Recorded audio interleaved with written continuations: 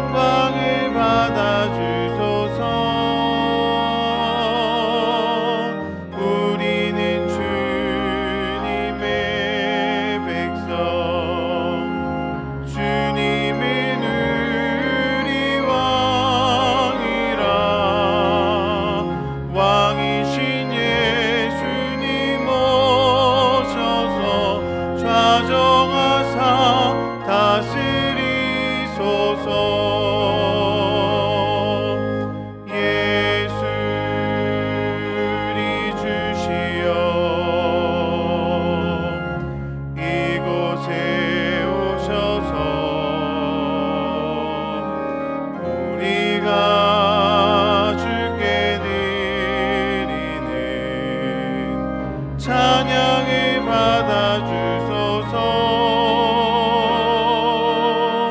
우리는 주님의 종들, 주님은 우리 주시라. 주 되신 예수님 오셔서 이 찬양을 받아주소서.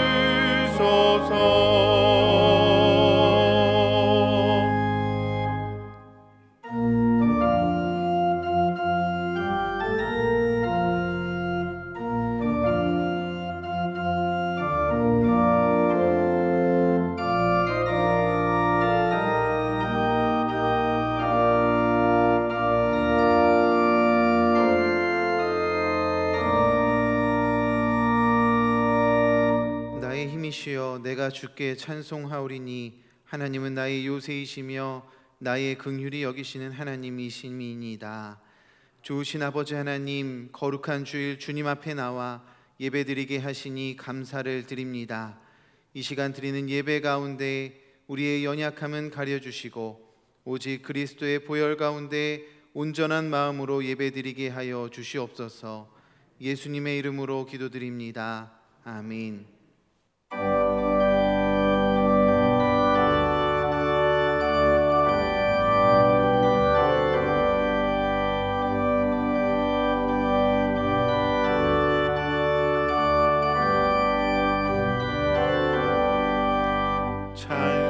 찬송하는 소리 있어 사람 기뻐하도다. 하늘 아버지의 이름 거룩하도다. 세상 사람 찬양하자. 거룩하신 하나님께 할렐루야. 할렐루야 아멘. 하나님의 나라 권세 영원토록 있도다. 하나님의 영광 나라 거룩하도다. 하늘 보좌 계신 주님 세상 주관하시도다.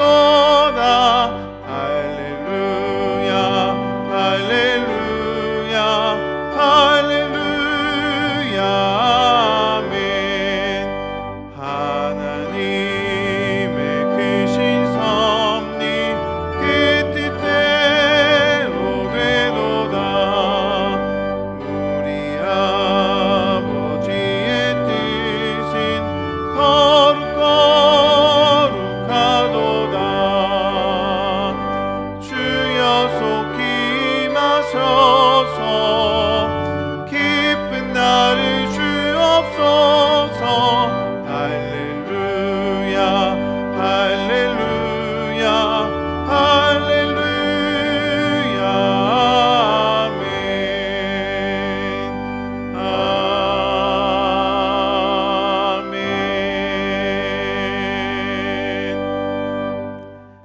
나는 전능하신 아버지 하나님 천지의 창조주를 믿습니다. 나는 그의 유일하신 아들 우리 주 예수 그리스도를 믿습니다. 그는 성령으로 잉태되어 동정녀 마리아에게서 나시고 본디오 빌라도에게 고난을 받아 십자가에 못 박혀 죽으시고 장사된 지 사흘 만에 죽은 자 가운데서 다시 살아나셨으며 하늘에 오르시어 전능하신 아버지 하나님 우편에 앉아 계시다가 거기로부터 살아있는 자와 죽은 자를 심판하러 오십니다. 나는 성령을 믿으며 거룩한 공교회와 성도의 교제와 죄를 용서받는 것과 몸의 부활과 영생을 믿습니다. 아멘. 사랑과 은혜가 충만하신 하나님 아버지, 아스팔트 코울타르 뜨거운 열기가 우리의 호흡을 거칠게 만드는 이때에 전염병으로 그리고 세상의 질곡으로 둘러친 사방은 우리의 삶을 힘겹게 할 수 있을지 모르지만 폭포수 같은 생명수 하나님의 말씀으로 위로받아 지난 한 주간도 은혜의 삶으로 승리할 수 있도록 인도해 주신 것 감사드립니다. 하지만 여전히 죄악으로부터 자유로울 수 없는 불쌍한 우리 모두는 거룩한 주님의 보혈로 죄 씻음 받기를 간절히 소망하며 회개함으로 주님 앞에 무릎을 꿇습니다. 주님, 저희들의 허물을 용서하여 주옵소서. 이 시간 우리의 영혼을 불살라 번제로 드려지는 향기롭고 아름다운 예배를 흠양하시며 큰 은혜로 임하여 주옵소서. 이 나라와 민족을 사랑하시는 하나님 아버지, 뜨거운 애국의 함성이 가득한 6월에 나라와 민족을 위해 목숨 바친 순국 선열과 참된 민주주의와 정의를 위해 희생된 수많은 애국 시민들을 기억합니다. 우리와 후손들이 누릴 평안과 행복을 지켜낸 모습에 그리스도의 숭고한 사랑과 헌신의 향기가 우리의 마음을 감동케 합니다. 선대가 힘겹게 일구어낸 자유와 평화를 지키기 위해 남북의 끊어진 허리를 잇고 이념과 갈등을 해소하고 화해함으로써 비록 동방의 작은 나라지만 열방을 이끌기에 합당한 대제사장 나라를 꿈꾸는 한민족이 될 수 있기를 간절히 소망합니다. 하지만 주님, 남북의 염원을 담은 한반도 평화의 문을 열어 젖히기엔 우리가 너무도 연약하며 굳게 걸린 쇠빗장이 한없이 크고 무겁기만 합니다.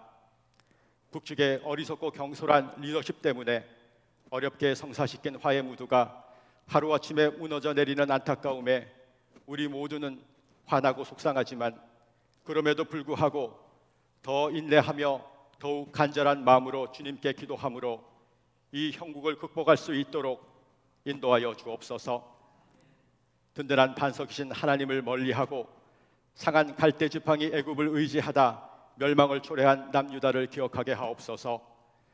주변 강대국 힘의 논리에 휩쓸리고 그 힘을 의지하기보다는 오직 하나님의 말씀에 근거한 담대함과 자신감에 찬 믿음으로 기도하며 다윗의 종 하나님의 종 다윗과 같이 하나님의 마음에 합한 위정자들의 통치로 지금의 어려움을 극복해 나갈 수 있기를 간절히 기도드립니다. 사랑의 하나님, 순종을 나의 지혜와 명철보다도 앞세우며 기도는 바로 그 순종의 시작이고 표현임을 알게 하여 주옵소서. 또한 기도는 우리의 문명과 지혜로는 결코 얻을 수 없는 기적의 통로가 됨을 깨닫게 하여 주옵소서. 하루를 기도로 시작하며 기도로 마치는 삶이 되게 하여 주옵소서. 먼저는 주의 나라와 의를 위해 힘쓰는 삶을 구하게 하시고 세상 가운데 빛과 소금의 선한 영향력과 사랑의 향기를 바라는 삶으로 인도해 주시며 때를 따라 적절히 공급해 주시는 주님의 말씀으로 천국을 체험하고 만들어가는 우리 강서 공동체의 삶이 되게 하여 주옵소서. 오늘도 갖가지 기도 제목을 갖고 주님 전에 나와 무릎 꿇은 주님의 백성들 위해 하나님의 놀라운 응답이 있으시기를 간절히 기도드립니다. 이 시간 귀한 말씀 전하시는 담임 목사님 위에 함께하사 영육간에 강건케 하여 주옵소서. 몸된 교회와 성도들을 위한 귀한 사역과 말씀으로 하나님의 크신 사랑 체험하는 우리 모두가 되게 하여 주옵소서. 또한 예배를 위해 수고하는 귀한 손길들 있사오니 저들 위한 하늘 곳간에 차고도 넘칠 만큼의 축복을 허락하여 주옵소서.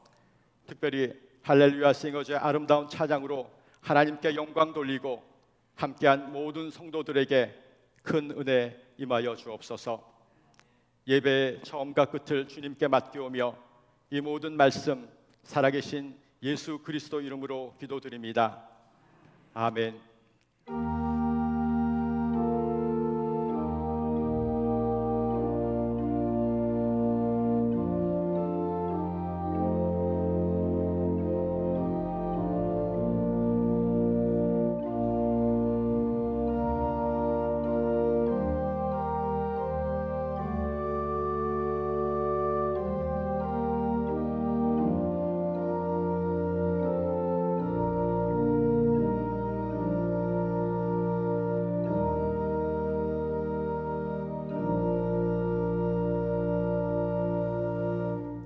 교회 소식을 말씀드리겠습니다. 주일 1, 2, 3부 예배는 함께 모여 예루살렘 예배실에서 드립니다.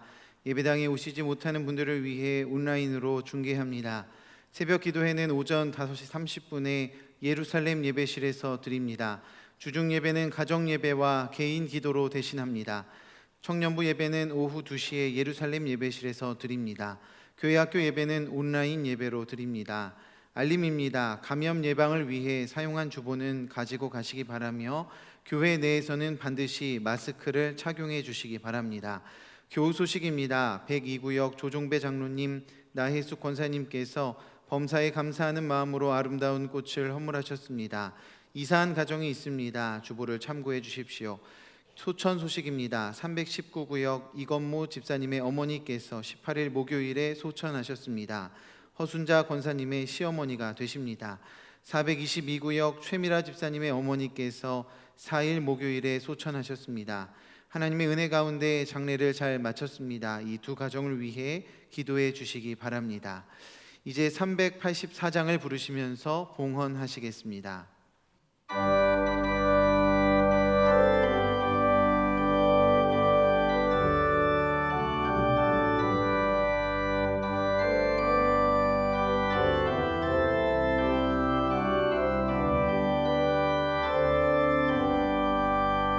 나의 갈 길 나가도록 예수 인도하시니 내 주 안에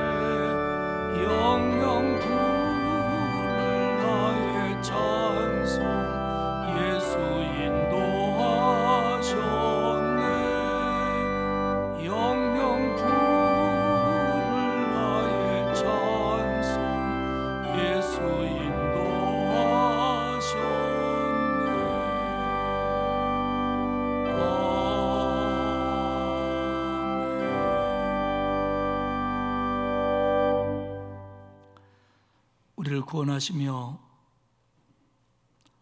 우리를 영영 인도하실 하나님께 감사와 영광과 찬송을 올립니다.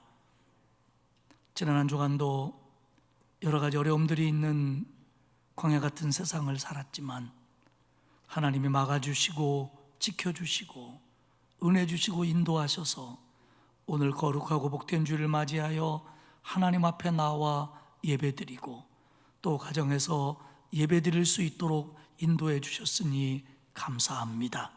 하나님, 우리가 이 예배에 영과 진리로 임하게 하시고 우리 속에 임재하시는 하나님을 느끼며 하나님의 음성을 듣고 새 힘을 얻는 귀한 시간이 되도록 도와 주옵소서. 하나님 앞에 감사한 마음으로 주일헌금과 감사 예물을 드리오니 받아 주옵소서. 또한 10의 1조를 바치오니 흠양하여 주옵소서. 그리고 드린 손길 위에 복을 주사 건강하게 하시고 형통하게 하시고 어려운 때에도 기도마다 응답되는 기적을 맛보며 살도록 도와 주옵소서. 구제헌금, 장학헌금, 국내외 선교헌금을 정성껏 바칩니다. 열악한 환경 속에서 목회하고 있는 목회자들과 농어촌 미자립교회, 도시개척교회 그리고 해외 선교사님들에게 힘이 되고 격려가 되게 하옵소서. 건축헌금을 드리며 또한 서원헌금을 바치는 손길들이 있사오니 이 기도마다 응답하여 주옵소서. 오늘 꽃꽂이 예물을 드리는 장로님의 가정을 기억하셔서 흠양하시고 은혜와 복을 더하시되 대대손손 영육간의 하나님의 축복을 누리는 열매들을 맛보게 하옵소서. 하나님 아버지, 이 나라의 민족을 긍휼히 여겨 주옵소서. 코로나19로 많이 힘들어하며 또한 북한의 위협으로 저희들이 가슴 아파합니다. 하나님, 전쟁은 하나님께 달려있는 것이고 인생살이 모든 것이 하나님의 손에 있음을 믿사오니 남북관계도 다스려 주시고 코로나19도 하나님이 다스려 주옵소서. 전 세계에 흩어져 있는 모든 이들을 불쌍히 여기시며 하나님, 이제 이 땅을 고치사 치료약을 주시고 백신을 주시고 우리 모두가 하나님 앞에 회개하며 돌아올 수 있도록 주여 만들어 주옵소서.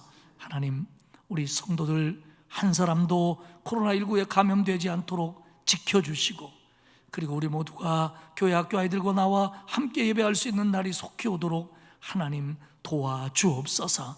특별히 연로하신 어른들 또 우리 아이들에게 은총을 베푸시며 질병으로 고통받는 자들을 하나님 치유하여 주옵소서. 또한 성도들의 직장과 사업 일터 위에도 형통함을 내려 주옵소서. 하나님, 이번 한 주간도 실망하지 말고 하나님과 함께 동행하게 하시고 위축되지 말고 하나님과 함께 힘있게 걸어가는 복된 한 주간이 되게 하옵소서. 이 예배를 받으시고 우리에게 은혜 주실 줄 믿고 예수님 귀하신 이름으로 기도드리옵나이다. 아멘.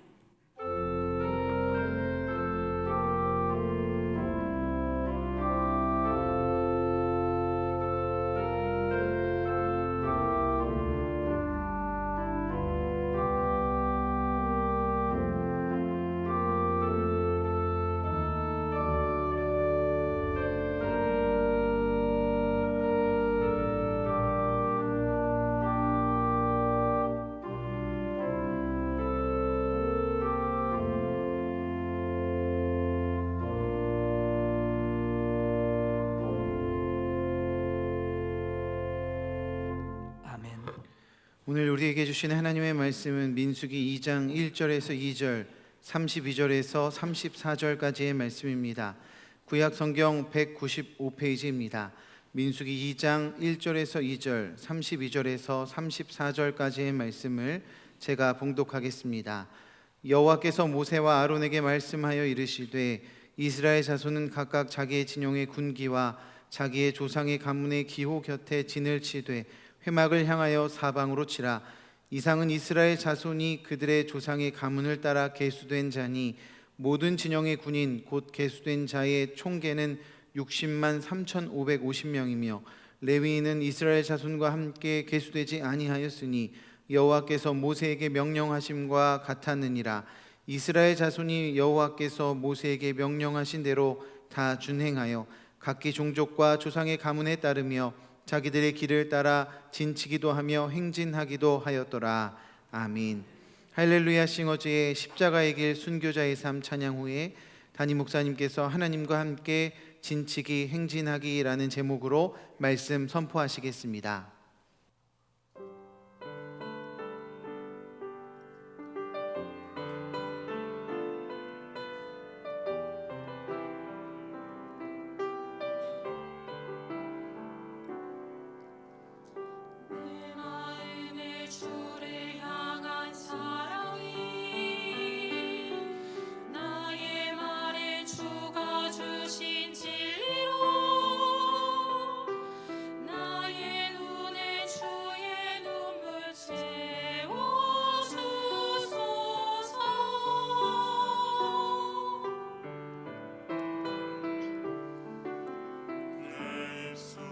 찬양의 향기가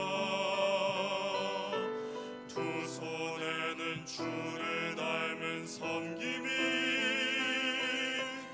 나의 삶의 주의 은정 남게 하소서.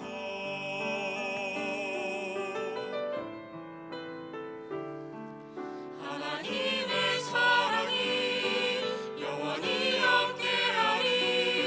십자가의 길을 걷는 자에게 순교자의 삶을 사는 이에게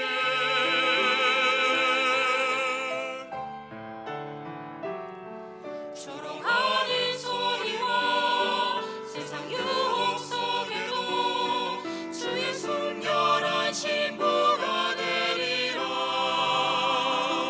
내 생명 주님께 드리리.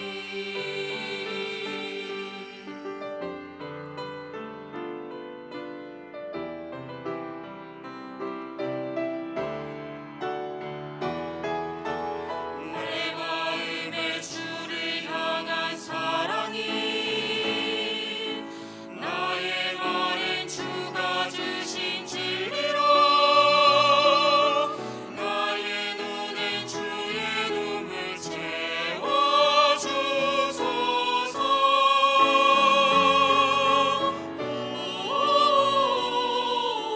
내 입술에 찬양의 향기가 두 손에는 주를 닮은 섬김이 나의 삶의 주의 은정 남게 하소서.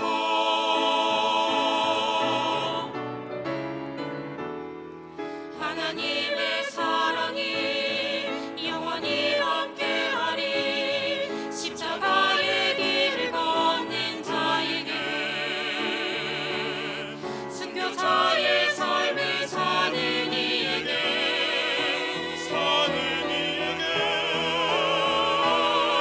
조롱하는 소리와 세상 유혹 속에도 주의 순결한 신부가 되리라.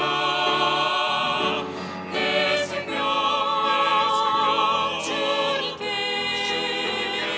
내 생명 주님께 내 생명 주님께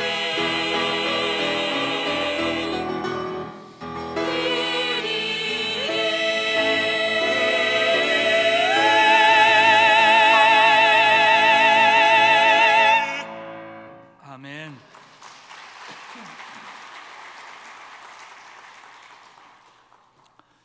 우리 찬양대를 대표해서 귀한 찬양을 해주었습니다. 고맙습니다. 출애굽한 이스라엘 백성들은 시내산 아래 시내광야에 도착한 후에 우여곡절 끝에 하나님과 언약을 맺습니다. 하나님께 십계명과 규례와 율례를 받고 그리고 성막을 세웁니다. 그리고는 하나님의 지시에 따라 인구 조사를 했습니다. 이 모든 것을 마친 후에 둘째 해 둘째 달 20날에, 그러니까 둘째 해 2월 20일에 시내광야에서 새 출발을 합니다. 이것은 애굽에서 나온 지 1년 13개월 6일 만의 일이었습니다. 그래서 흔히들 성막을 마치고 출발하는 걸 13개월 만이다, 혹은 달수로 14개월 되던 해다, 이렇게 이야기를 합니다. 시내산을 출발한 후에 이스라엘 백성들은 광야에서 진치고 행진하고 진치고 행진하고, 이것이 계속 반복이 됩니다. 멀게는 언제 목적지인 가나안 땅에 들어가게 될지 몰랐습니다. 가깝게는 지금 걷고 있다면 언제 진을 쳐야, 어디서 진을 칠지, 또 지금 주둔하고 있다면 언제 출발하게 될지 아무도 몰랐습니다. 이것이 이스라엘 백성의 광야 생활입니다. 예측해보기도 했을 겁니다. 그러나 누구도 정확하게 알 수는 없었습니다. 그러다 보니까 한편 불안한 마음이 들고 또 불만이 생기기도 했습니다. 게다가 광야 생활은 그 환경과 여건이 매우 힘듭니다. 불편합니다. 그렇기 때문에 불만은 커져갈 수밖에 없었습니다. 분명한 것은 이 광야길은 하나님에 대한 신뢰와 믿음, 그리고 가나안 땅에 대한 소망과 확신이 없다면 이 광야길은 정말로 버텨내기 어려운 길입니다. 걸어갈 수 없는 길입니다. 하나님은 이런 사실을 잘 알고 계셨습니다. 그렇기 때문에 이스라엘 백성들이 진치고 행진할 때 하나님이 그 백성들과 구체적으로 함께 하시고 이 일에 관여하시고 이 길을 인도하신다는 걸 그들에게 나타내셨습니다. 내가 너희와 함께하고 너희 일에 관여하고 너희를 이끌고 가고 있다, 광야 생활 힘든 거 안다 라는 것들을 그들에게 보여주고 느끼게 해 주셨습니다. 이스라엘 백성의 광야 생활이라고 하는 이 모든 모습이 결국 세상을 살며 천국을 걸어가는 우리들의 모습과 같다고 하는 맥락에서 본다면, 이스라엘 백성들이 진치고 행진하고 또 진치고 행진하는 그 여러 가지 일들, 모습이 결국 이 시대의 또 다른 광야길을 걷고 있는 저와 여러분에게 거울이 되고 깨달음이 되고 그리고 가르침을 주기에 충분하다고 믿습니다. 오늘은 민수기 1장의 후반부와 2장을 중심으로 하나님과 함께 진치기 그리고 행진하기라는 제목으로 말씀을 나누도록 하겠습니다. 먼저 생각할 것은 레위 지파에 관한 겁니다.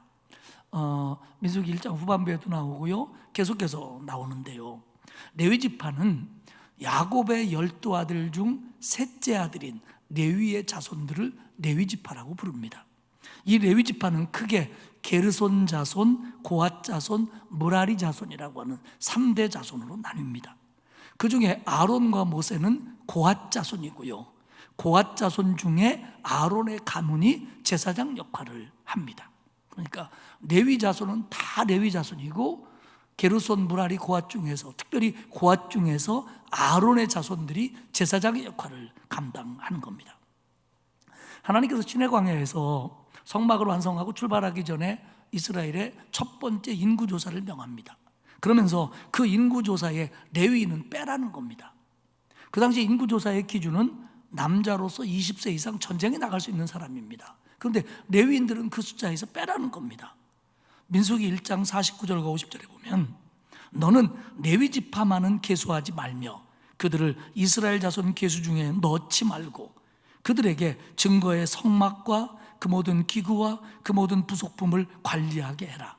그들은 그 성막과 그 모든 기구를 운반하며 거기서 봉사하며 성막 주위에 진을 칠지며.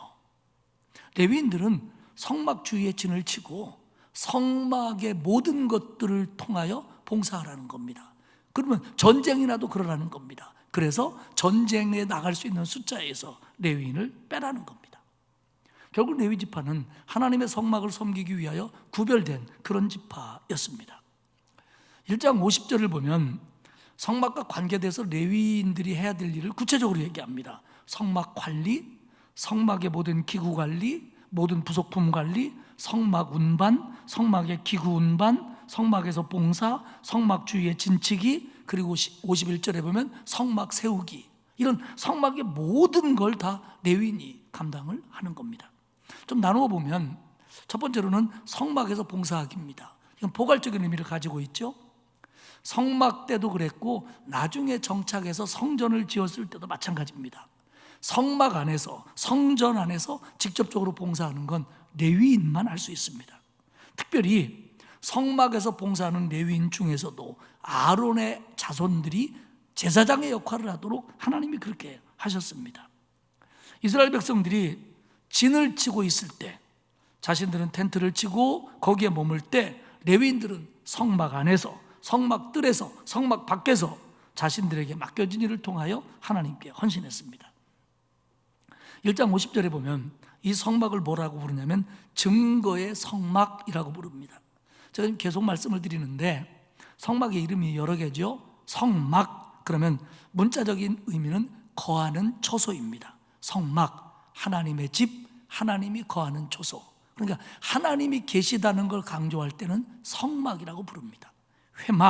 회막은 문자적으로 만나는 초소입니다. 그러니까 하나님이 모세를 만나고 이스라엘 백성을 만나고 이스라엘 백성에게 말씀하는 걸 강조할 때는 회막이라고 부릅니다. 오늘 나오는 이름 증거의 장막 혹은 증거막이라고 하는 것은 성막이 하나님과 하나님 백성과의 맺은 그 언약을 증거하는 기능을 강조할 때 증거막, 증거의 성막이라고 부릅니다. 성막 안에는 성소와 지성소가 구분되어 있죠. 지성소 안에는 언약궤가 있습니다. 십계명 두 돌판이 들어있는 언약궤. 이 언약궤를 또 다른 말로 뭐라고 부르냐면 증거궤라고 불렀습니다. 그러니까 하나님이 이스라엘이 하나님이 되고 이스라엘이 하나님이 백성이 되는 언약을 세웠는데 그 언약의 증거가 뭐냐? 그 대표가 십계명이라는 겁니다. 하나님은 말씀하시고 백성들은 순종하기로 한 언약, 그 증거가 뭐냐? 대표가 십계명이에요. 그래서 이 증거품이 들어있는 게 증거궤, 그리고 이 증거궤가 있는 집이 증거의 성막, 증거막, 이렇게 이름을 붙였던 겁니다. 또한 레위인들은 성막과 모든 기구를 관리했습니다. 성소 안에 있는 진설병, 떡상, 분향단, 등잔대, 성막 마당에 있는 물두멍, 그리고 번제단, 이런 것들을 다 관리했어요. 어디 그뿐입니까? 성막을 세우는 자재들, 골조 역할을 하는 나무판, 기둥, 커튼 역할을 하는 거, 천들, 덮개들, 말뚝, 끈, 이런 것까지 다 레위인이 관리하는 겁니다. 성소 안에 가서 그 떡상에 떡을 올려놓고 불을 피우고 향을 피우는 거, 요거는 제사장들만이 해요. 그리고 나머지 일들을 레위인들이 관리하며 봉사를 했습니다. 그리고 이 성막이 광야에서 움직이다 보니까 성막을 설치하고 성막을 접는 일도 레위인의 몫입니다. 성막 위에 구름이 떠오르면 이스라엘은 행진을 시작합니다. 그럼 여러분, 야영하고 있다가 성막 위에 구름이 떠올라요. 아, 이제 우리 출발하라는 사인이구나. 그러면 제일 먼저 해야 될 게 뭡니까? 이삿짐을 싸는 겁니다. 그들로 말하면 텐트를 걷는 거예요. 자기 텐트를 걷고 아이들을 챙기고 짐승을 챙기고 메고 뭐 짐승에게 얹히고 그러면서 이제 행진대열로 가는 겁니다. 이때 레위인들은 하나님의 집, 하나님의 텐트를 걷는 겁니다. 성막을 걷습니다. 물론 레위인들에게도 자기들의 가족 텐트가 있지요. 그래서 레위인들은 성막에서 봉사하는 나이가 정해져 있습니다. 30살에서 50살까지입니다. 그 이전과 그 이후는 레위인이더라도 자기 일을 하는 겁니다. 성막을 접을 때도요, 어떤 건 누가 접고 성막을 운반할 때도 어떤 건 어떤 가문이 운반하고가 정해져 있습니다. 레위인이라고 하더라도 아무렇게나 막 뭐 야반도주 하듯이 이삿짐 짜듯이 되는 대로 싸가지고 가는 게 아닙니다. 예를 들어서 성막을 접을 때 한 예를 들어봅시다. 민수기 4장에 나와 있는데요, 아론과 그의 아들들, 제사장들이죠, 그들이 성막 안으로 들어갑니다. 그래서 성소와 지성소를 나누고 있는 그 휘장, 커튼을 걷습니다. 이 커튼으로 지성소 안에 있는 증거궤를 덮습니다. 그리고 해달의 가죽으로 다시 그 커튼을 덮습니다. 그리고 순청색 보자기로 이걸 쌉니다. 그러니까 이제 증거궤 언약궤를 싼 거예요. 그렇게 제사장들이 맞춰놓으면 고핫 자손들이 와서 이 증거궤를 들고 운반을 합니다. 성소 안에 있는 도구들은 모든 게 다 해체할 때든 아니면 다시 자리를 잡을 때든 포장할 때든 운반할 때든 모든 게 다 절차가 있었고 전체적으로 보면 레위인의 몫이었습니다. 그 레위인의 또 다른 자손인 게르손 자손과 무라리 자손은 성막의 휘장, 덮개를 거두고 맸고요. 또 널판, 기둥, 띠, 말뚝 그런 것들을 또 들었으며 드는 것도 다 나뉘어져 있는 거예요.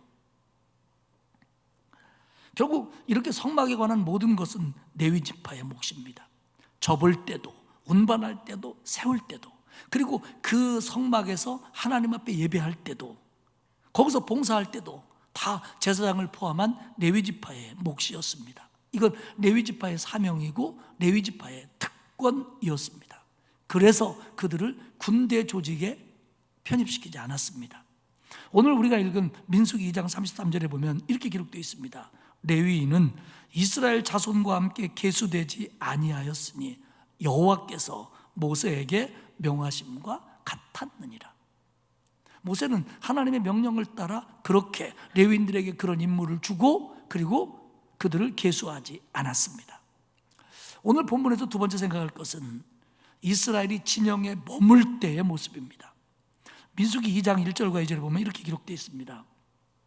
여호와께서 모세와 아론에게 말씀하여 이르시되 이스라엘 자손은 각기 자기의 진영의 군기와 자기 조상의 가문의 기호 곁에 진을 치되 회막을 향하여 사방으로 치라. 진영의 군기와 지난번에 말씀드린 대로 세 지파가 한 진영을 이루는 겁니다. 진영별로 치라는 겁니다. 그리고 자기 조상의 가문의 기호 곁에 진을 치되 지파별로 쳐라. 진영별로 지파별로 쳐라. 그리고 3절에 보면 동방 해 돋는 쪽에 진칠 자는 동쪽에 진칠 자는 그 진영별로 유다의 진영의 군기에 속한 자라. 동쪽에는 유다 진영에 속한 지파들 5절과 10절에 보면 유다, 이사갈, 스불론이 거기에다가 진영을 치라는 겁니다. 이스라엘의 방위의 개념은 기준이 동쪽입니다. 우리도 동서남북 할 때는 동서남북하지만 사실상 우리 방위의 기준은 북쪽입니다. 거의 세계적으로 그렇습니다. 그래서 우리가 지도를 볼 때도 북쪽을 기준으로 놓고 동서남북 이렇게 부릅니다. 북쪽이 기준입니다. 그런데 이스라엘은 해 뜨는 쪽 동쪽이 기준입니다. 그래서 동쪽이 먼저입니다. 동쪽에 유다 진영이 진치도록 했습니다. 민수기 2장 10절에 보면 남쪽으로 진치는 진영이 나옵니다. 남쪽에는 르우벤 군대 진영의 군기가 있을 것이다. 남쪽에는 르우벤 진영이 쳐라. 근데 이 남쪽에는의 진짜 문자적인 번역은 오른쪽입니다. 그러니까 동쪽을 바라보고 오른쪽은 남쪽입니다. 그래서 오른쪽에는 이렇게 써 있는데 우리는 해석하기 편하게 남쪽에는 이렇게 번역을 한 겁니다. 그러니까 동쪽을 바라보는 건 유다 진영, 그리고 오른쪽 남쪽에는 르우벤 진영, 즉 르우벤 지파, 시므온 지파, 갓 지파가 자리를 차지했습니다. 한번 이스라엘 백성의 진영도를 한번 보도록 하겠습니다.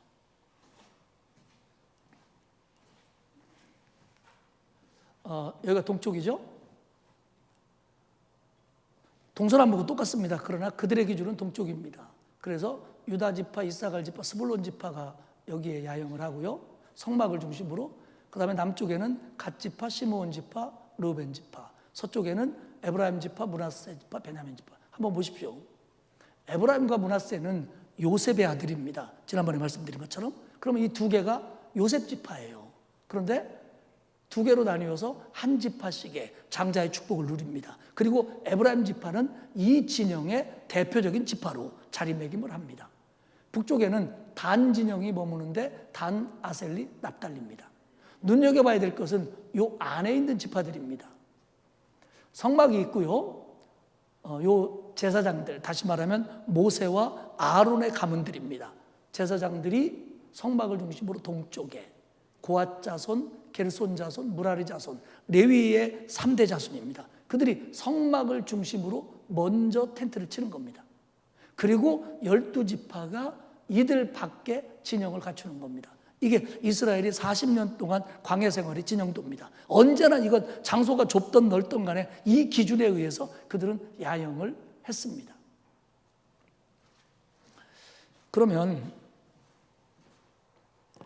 민수기 1장 52절과 53절에 보면요, 이렇게 기록되어 있습니다. 이스라엘 자손은 막사를 치되 그 진영별로 각각 그 진영과 군기 곁에 칠 것이나 레위인은 증거의 성막 사방에 진을 쳐서 이스라엘 자손의 회중에게 진노가 임하지 않게 할 것이라. 레위인은 증거의 장막에 대한 책임을 지킬지니라 하셨습니다. 레위인은 성막을 중심으로 사방에 텐트를 쳐라. 거기까지는 이해가 갑니다. 그런데 그 이유가 뭐냐면 나머지 이스라엘 백성에게 진노가 임하지 않게 하기 위해서다. 이렇게 명령을 합니다. 여러분, 구약시대에는요, 일반 백성이 하나님께 임의로 접근할 수 없습니다. 하나님이 허락하지 않았는데 혹은 준비 없이 함부로 하나님께 나오면 죽습니다. 실제적으로 나머지 12지파의 백성들은 성막에 예배가 아니고 제물을 드리는 규정에 의한 것들이 아니고 성막에 올 수 없었습니다. 오면 죽습니다. 그래가지고 그들이 행여라도 부지 중에 모르고 성막에 올까봐 성막 주위로 레위지파가 둘러싸서 그들이 오는 걸 막으라는 겁니다. 즉 거룩하신 하나님과 죄 많은 백성과의 완충 지역을 레위인이 하라는 겁니다. 이게 레위인의 사명입니다. 진노를 막아라, 죽지 않게 해라, 더 나아가면 죽을 자를 살게 해라. 이게 레위인의 사명입니다. 그래서 더 경건해야 됐고요, 더 긴장해야 됐고요, 분명히 구별되어야만 했습니다. 이게 레위인입니다. 그런데 레위 지파가 처음부터 이런 지파는 아니었습니다. 그 이스라엘의 12지파의 장래성, 그리고 하나님의 축복이 어떻게 임하느냐는 그 야곱의 축복 기도가 굉장히 중요했습니다. 창세기 49장이 나오죠. 창세기 49장에서 야곱이 자기의 셋째 아들인 레위에 대해서 축복 기도할 때 그 기도의 내용을 읽어보면 축복이라기보다는 오히려 그것과 반대에 가까워요. 그런 지파였어요. 그런데 이 레위 지파가 하나님의 축복을 받는 일대의 결정적인 반전의 사건을 맞이하게 됩니다. 그게 뭐냐면 출애굽기 32장의 금송아지 사건입니다. 금송아지 사건이 뭡니까? 모세가 십계명을 받으러 시내산에 올라갔는데 40일이 다 되도록 내려오지 않습니다. 그자 이스라엘 백성들은 불안해가지고 금송아지를 만들고 이게 우리의 신이다 그러면서 금송아지에게 절하고 그 앞에서 난리를 쳤습니다. 하나님이 진노하셨죠. 모세도 화가 났습니다. 내려오면서 십계명 두 돌판을 그들에게 던져버려서 부서지게 만들었습니다. 그리고 출애굽기 32장 26절에 보면 모세가 뭐라고 하냐면 이렇게 얘기해요. 이에 모세가 진문에 서서 이르되 누구든지 여호와의 편에 있는 자는 내게로 나오라 하매 레위 자손이 다 모여 그에게로 가는지라. 금송아지를 중심으로 그 난리를 치고 있는데 모세가 외친 거예요. 여기 너희들 중에 하나님 편에 선 자는 이쪽으로 와라. 그랬더니 그때 레위인들이 온 겁니다. 레위인들은 그때 모세의 명을 따라서 그 금송아지 사건의 주동자들과 적극 가담자들을 처형하는 일을 맡아 헌신을 합니다. 대부분의 성서학자들은 이 일이 레위인들에게 전화위복이 되어 그들이 하나님의 큰 복을 누리는 계기가 됐다 이렇게도 생각을 합니다. 그도 그럴 것이 이 사건이 마무리되면서 하나님은 모세를 통해서 뭐라고 축복하냐면 레위 지파가 여호와께 헌신했기 때문에 하나님께서는 레위 지파에게 큰 복을 내릴 거다 이렇게 모세가 선언을 합니다. 하나님은 우상 숭배를 거절한 레위인들에게 성막을 맡겼습니다. 여러분, 우리가 이 부분에서 깨달아야 될 게 뭐냐면요, 우리가 하나님 앞에 잘못하고 불순종했을 때, 뭐 어떤 때는 짧게 그럴 때도 있고요, 어떤 때는 길게 하나님 앞에 잘못하고 알면서 모르면서 불순종하고 있습니다. 그때 우리는 언제든지 하나님 앞에 진심으로 돌아서면 하나님은 언제든지 우리를 받아주시고 은혜와 복을 주시는 사실을 믿으시기를 축복합니다. 이겁니다. 바로 그렇기 때문에 우리는 언제나 하나님 앞에 돌아서기를 주저해서는 안 됩니다. 은혜 주시면, 깨달음 주시면, 알게 되면 언제든지 우리는 하나님 앞에 돌아서야 됩니다. 만약에 레위인들이 시내 광야에서 출애굽기 32장에서 돌아서지 않았다면 그들은 하나님의 성막을 섬기는 축복을 대대손손 누리지 못했을 것이 분명합니다. 이스라엘 진영에 대해서 말씀을 드렸습니다. 그러면 진영이 이렇게 처지는 것은 두 가지 의미로 봐야 됩니다. 하나는 성막 중심이 되라는 겁니다. 성막 중심은 결국 무슨 얘기입니까? 하나님 중심이 되라는 거예요. 성막, 회막이 가운데 처집니다. 그리고 그 중심으로 레위인들이 진을 칩니다. 그리고 동서남북으로 12지파가 자리를 잡습니다. 성막은, 회막은 하나님이 임재하는 곳입니다. 그리고 백성들에게 말씀하시는 거룩한 곳입니다. 하나님은요, 이스라엘 백성들이, 하나님의 백성들이 하나님 중심으로 살기를 원하셨어요. 이게 성막을 가운데 두게 하신 가장 중요한 이유입니다. 사랑하는 여러분, 우리는 하나님의 백성들입니다. 하나님 중심으로 사시기를 축복합니다. 성막은요, 이스라엘 백성들의 광야 생활, 40년 동안 광야 생활은 그들에게 일상입니다. 그들의 일상입니다. 그들의 삶 자체입니다. 그 일상, 진짜 삶의 중심에 성막이 있었습니다. 하나님이 계셨어요. 하나님 중심으로 살았습니다. 우리는 어떻습니까? 우리의 실제적인 삶의 중심에 하나님이 계셔야 됩니다. 우리의 일상생활, 먹고 자고 걷고 생각하고 일하고 생활하는 모든 것 중심에 하나님이 계셔야 된다는 걸 아시기를 축복합니다. 또 하나는, 성막이 중심에 있다고 하는 또 하나의 의미는 뭐냐면 우리의 시선과 마음과 삶이 하나님께로 향하라는 겁니다. 하나님만 바라보는 삶이 되라는 겁니다. 민수기 2장 2절을 보십시오. 이스라엘 자손은 각기 자기의 진영의 군기와 자기의 조상의 가문의 기호 곁에 진을 치되, 진영별로 치고 지파별로 치되, 무엇을 향하여? 회막을 향하여. 무엇을 향하여? 성막을 향하여 사방으로 치라. 무슨 명령입니까? 야, 12지파야, 텐트 치는데 회막을 바라보고 치라는 겁니다. 그러니까 텐트의 문이, 텐트의 입구가 성막을 향하라는 겁니다. 텐트를 쳤습니다. 저녁이 왔습니다. 잠을 잡니다. 일어납니다. 아, 이거 잘 잤다. 그리고 문 열고 나가면 뭐가 보이는 겁니까? 성막이 보입니다. 그리고 성막 위에 구름 기둥으로 임재하시는 하나님의 모습을 느끼는 겁니다. 그렇게 살라는 거예요. 물론 실제적으로 성막 문을 열고 자기 텐트 문을 열고 나오면 거기에 레위 지파의 텐트들이 있습니다. 방향에 따라 제사장의 텐트, 게르손, 무라리, 고핫 자손의 텐트들이 자기 앞을 막고 있을 겁니다. 그러나 이 레위족들의 텐트가 있다고 할지라도 성막을 가리지 못합니다. 왜냐? 성막이 높고 크고 그 위에 하나님의 임재의 상징인 구름 기둥이 분명히 있기 때문입니다. 저는 이 부분을 묵상하면서 그런 생각을 했어요. 내가 하나님을 바라보고 하나님께 나아가는데 방해되는 게 있을 수 있어요.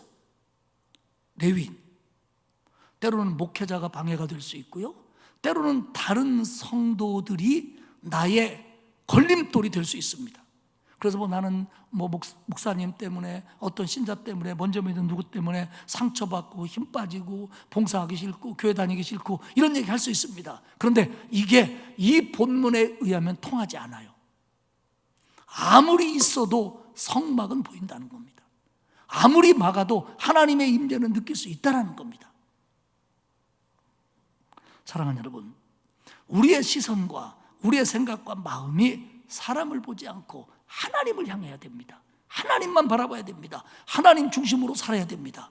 이것이 이스라엘 백성들이 40년 동안 광야 생활에서 진치기의 핵심입니다. 사랑하는 여러분, 하나님 중심으로 하나님을 향하여 하나님만 바라보고 살아가는 저와 여러분이 되시기를 축복합니다. 마지막으로 이스라엘 백성들의 행진의 모습입니다. 동쪽에 진쳤던 유다 진영이 맨 앞서 갑니다. 2장 9절에 보면 유다 진영에 속한 군대로 계수된 군인의 총계는 18만 6,400명이라 그들은 제1대로 행진할지니라. 백성 중에서 유다 진영이 제일 앞에 서서 전진하는 겁니다. 그런데 실제로는 그 앞에 언약궤가 있었습니다. 우리 한번 행진도를 보도록 하겠습니다. 동쪽에 있었던 유다 진영에 속한 유다 지파, 이사갈 지파, 스불론 지파가 제일 앞장을 씁니다. 그 앞에는 언약궤가 있습니다. 언약궤는 성막 안 지성소에 있던 것이고 이 언약궤 안에는 10계명 돌판이 들어 있습니다. 물론 나중에 아론의 쌍난 지팡이와 만나가 들어갑니다만은 우리는 그냥 10계명만 들어있다라고 생각해도 됩니다. 언약궤를 앞세우고 갑니다. 그리고는 성막, 해체된 성막이 갑니다. 그리고 남쪽에 있었던 르우벤 진영이 따라갑니다. 그리고 성막 기구들, 성막의 부품들이죠. 진설병상이라든지 촛대라든지 이런 것들을 이제는 레위 자손들이 가지고 갑니다. 그리고 에브라임 진영이 따라가고 단 진영이 따라갑니다. 이게 행진 방향입니다. 언제나 그랬습니다. 언약궤를 앞세우고 언약궤를 따라가는 겁니다.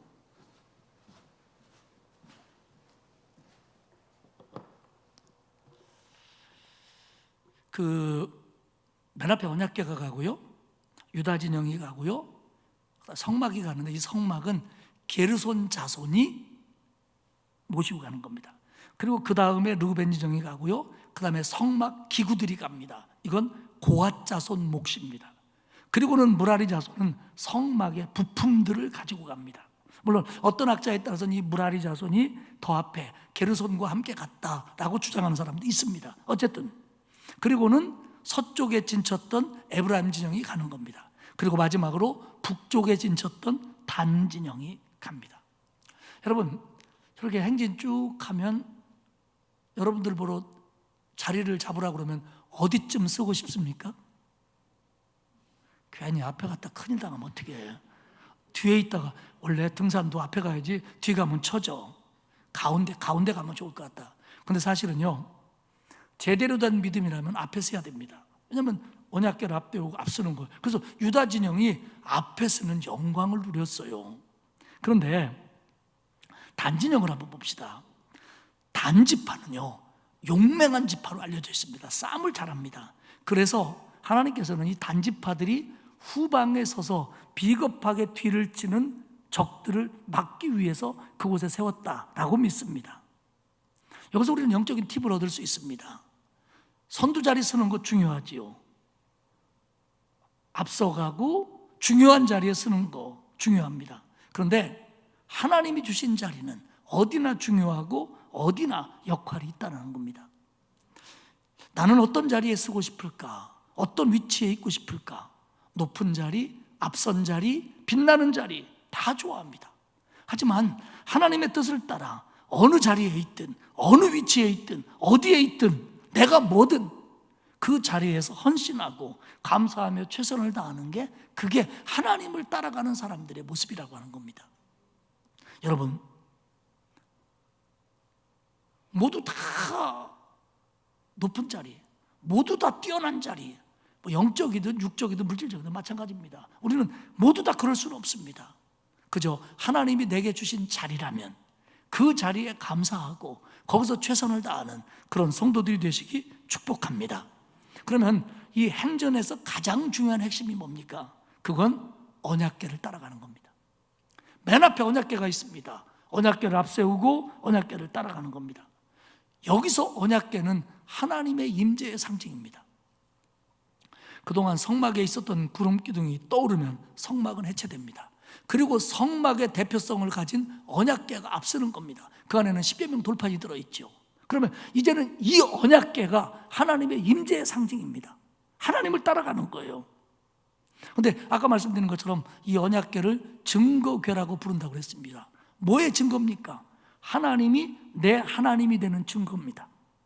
내가 하나님의 백성이 된 증거입니다. 그래서 언약을 세웠습니다.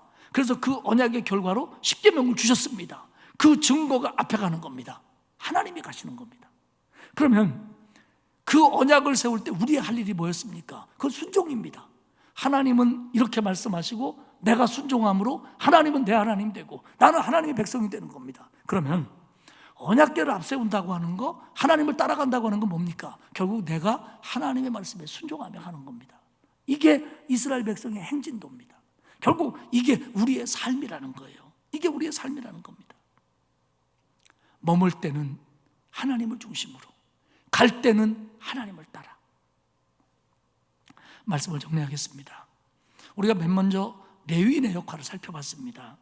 성막 중심으로 진을 치고 성막에서 봉사합니다. 레위인이 오늘의 목회자다 이렇게만 말할 수는 없습니다. 저는 그렇게 생각하지 않습니다. 왜냐하면 누턴은 만인 제사장주의를 주장했습니다. 우리는 다 왕같은 제사장들입니다. 그러면 우리가 제사장 역할을 하고 이 시대에 레위인 역할을 한다는 걸, 이걸 그냥 마냥 좋아할 일만이 아니라 이에 대한 사명을 알아야 돼요. 레위인들이 뭐 했습니까? 성막에서 봉사했습니다. 레위인들이 뭐 했습니까? 죽을 사람 살려냈습니다. 이게 레위인의 역할입니다. 우리는 하나님의 교회를 중심으로 하나님의 교회에서 봉사하며 죽어가는 영혼을 살리는 사명이 저와 여러분에게 있다는 것을 믿으시기를 축복합니다. 그리고 야영으로 돌아가 봅시다. 성막 중심입니다. 하나님 중심의 삶, 하나님만 바라보는 삶, 그겁니다. 행진할 때로 돌아가 봅시다. 언약궤를 앞세우고 언약궤를 따라가는 겁니다. 하나님이 내 하나님이 되고 내가 하나님의 백성이 됐다는 자긍심을 가지고 그 하나님을 믿고 따라가는 겁니다. 그게 어디로 가든 처음에 말씀드린 것처럼 어디까지 가는지, 언제까지 가는지, 어디서 출발하는지, 언제 들어갈지 모릅니다. 그러나 하나님을 따라가는 겁니다. 이게 우리의 인생입니다. 요한복음 1장 14절에 보면 요한은 예수 그리스도가 우리에게 오시고 우리 안에 계신 사실을 이렇게 표현합니다. 말씀이 육신이 되어 우리 가운데 거하심에, 말씀이 육신이 되어, 하나님이 육신이 되어 우리 가운데 거하심에, 이렇게 얘기합니다. 근데 여기서 거하심에 라고 번역된 이 단어는 직역을 하면 장막을 치답니다. 천막을 치답니다. 그러니까 주님이 우리 안에 거하신다고 하는 게 구약적인 의미로 얘기하면 이스라엘 백성들이 야영을 할 때 하나님의 성막 가운데 계시고 구름 기둥으로 임재하는 걸 구체적으로 이들이 볼 수 있었던 것, 그게 뭐냐? 주님이 우리 가운데 계시는 겁니다. 이게 임재입니다. 그리고 이것을 신학적으로 해석한다면 성막이 이스라엘 백성의 삶 속에 구체적으로 보여지고 드러나지고 실생활 속에 함께 하듯이 주님이 우리 가운데 거하신다고 하는 게 우리에게 실제적인 사건이 되어야 된다는 겁니다. 허공을 잡고 구름을 잡는 일이 아니라 예배 때만 싹박 우리한테 왔다 가시는 분이 아니라 우리가 진을 칠 때나 행진할 때나 먹을 때나 잘 때나 생각할 때나 일할 때나 쉴 때나 모든 것 속에서 하나님이 정말 우리와 함께 하신다. 내 구체적인 삶 속에서 만질 수 있고 볼 수 있고 느낄 수 있도록 나와 함께 하신다. 이렇게 믿는 거, 이게 신앙입니다. 그게 뭐냐? 하나님이 우리 가운데 거하시는 거고 성령이 우리 가운데 거하시는 거고 말씀이 우리 가운데 거하시는 겁니다. 이게 실제화돼야 된다는 거예요. 진짜가 돼야 된다는 겁니다. 이스라엘 백성들은 어려운 길이었습니다. 흔들리는 길이었습니다. 그렇기 때문에 하나님이 보여주신 거예요. 내가 너희들하고 있다. 내가 너희들을 이끌고 간다. 나 따라와라. 나를 바라봐라. 내가 이끌어주마. 이게 이스라엘의 진치기, 행진하기였습니다. 사랑하는 여러분, 우리의 인생도 이번 한 주간도 그리고 또 이어지는 하루하루의 삶도 이 광야 같은 세상에서 하나님이 중심이 되고 하나님만 바라보고 하나님을 향하고 하나님을 따라서 가되 다른 사람을 살려야 되는 책임까지도 나한테 있다는 걸 잊지 마시고 오늘도 하나님을 따라, 내일도 하나님을 따라 우리의 목적지인 그곳에 가는 날까지 하나님을 따라 이 광야길을 거뜬히 걸어가는 저와 여러분이 되시기를 주님의 이름으로 축복합니다. 하나님 아버지 고맙습니다. 우리를 구원해 주시고 하나님의 자녀 만들어 주신 거 감사합니다. 하나님과 나 사이에 이 맺어진 언약에 대하여 자긍심을 가지고 하나님의 백성으로서 하나님의 자녀로서 기뻐하며 하나님 중심으로 하나님만 바라보고 하나님을 따라 이 광야 같은 인생길을 걸어가게 하옵소서. 흔들릴 수도 있고 어렵기도 하고 불편하기도 하고 때로는 불만이 생길 수도 있는 우리의 인생이지만 나를 사랑하시고 나를 책임지시는 하나님을 따라가게 하시고 그리고 다른 영혼들까지도 구원해 가면서 이 길을 걸어내는 우리 모두가 되도록 은혜를 베풀어 주옵소서. 감사드리며 예수님의 이름으로 기도하옵나이다. 아멘. 435장 찬송하겠습니다.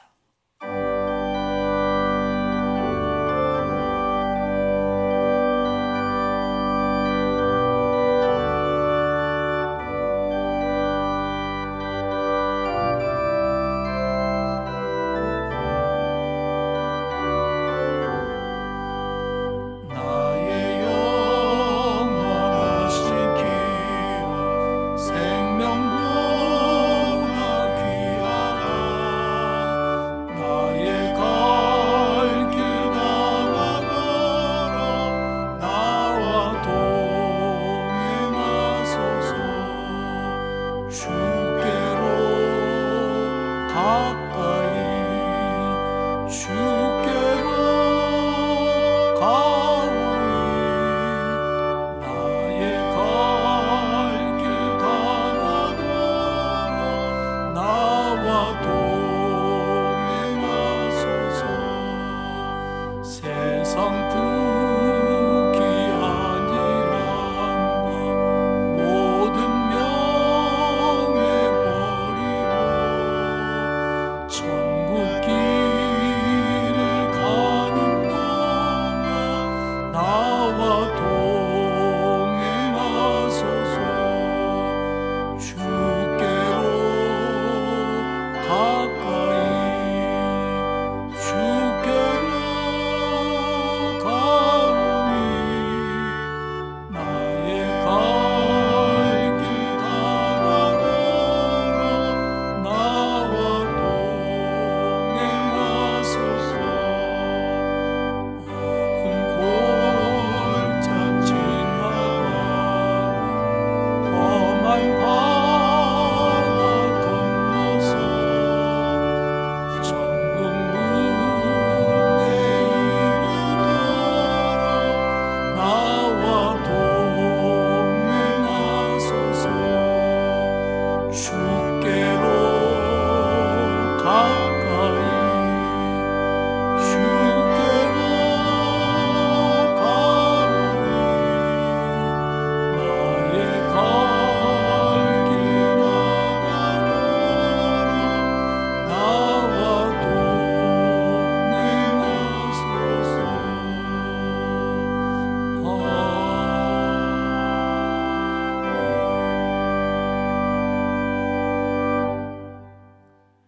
이제는 우리의 주님 예수 그리스도의 은혜와 하나님 아버지의 넓고 크신 사랑하심과 성령님의 감화감동 위로 교통하시는 역사가 광야 같은 세상길을 걸어가면서 하나님을 내 인생 중심에 모시고 하나님만 바라보며 하나님을 따라 이 길을 걸을 것을 다짐하는, 그래서 하나님이 이끄시는 목적지까지 가기를 소망하는 온 성도들 머리머리 위에와 그 자녀와 가정과 일터 위에와 그리고 우리 교회 이 나라 온 땅 위에 이제로부터 영원토록 함께 하옵시기를 간절히 축원하옵나이다. 아멘.